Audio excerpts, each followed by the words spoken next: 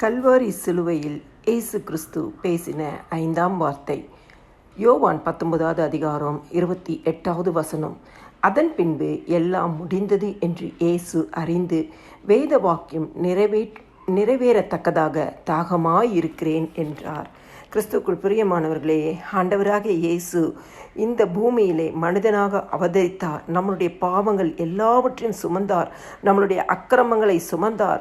நமக்கு பாவ மன்னிப்பாக மீட்பு பெறும்படி அவர் கல்வாரி சிலுவையில் தம்முடைய இரத்தத்தை சிந்தினார். அவருடைய வலி வேதனைகள் எல்லாவற்றுக்கும் அடையாளமாக தான் அவர் இந்த பூமியில் வாழுகிற ஒரு மனுஷனைப் போல நான் தாகமாயிருக்கிறேன் என்றார்.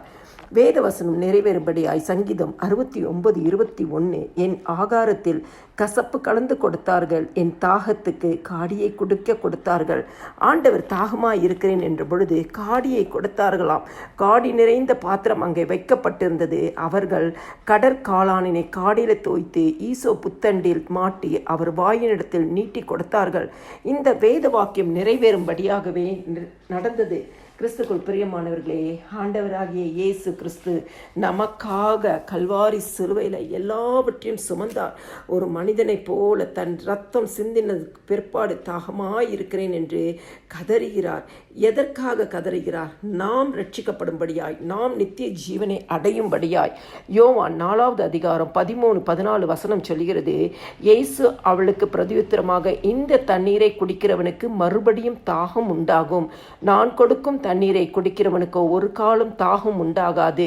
நான் அவனுக்கு கொடுக்கும் தண்ணீர் அவனுக்குள்ளே நித்திய ஜீவ காலமாய் ஊறுகிற நீரூற்றாய் இருக்கும்.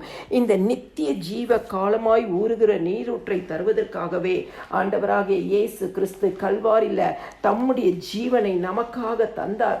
அவர் எல்லாம் நிறைவேறுகிறது என்று முடிக்கிற நேரத்தில் நான் தாகமாய் இருக்கிறேன் என்று வேதவாக்கியம் நிறைவேறும்படியாய், இந்த ஜீவ தண்ணீரை நாம் பெறும்படியாய் ஆண்டவராகிய இயேசு கிறிஸ்து கல்வாரி சிலுவையில் 5ஆம் வார்த்தையை பேசினார். கிறிஸ்துக்குள் பிரியமானவர்களே, வெளிப்படுத்தின 22:17 சொல்கிறது, தாகமாய் இருக்கிறவன் வரக்கடவன், விருப்பம் உள்ளவன் ஜீவ தண்ணீரை இலவசமாய் வாங்கி கொள்ள கடவன்.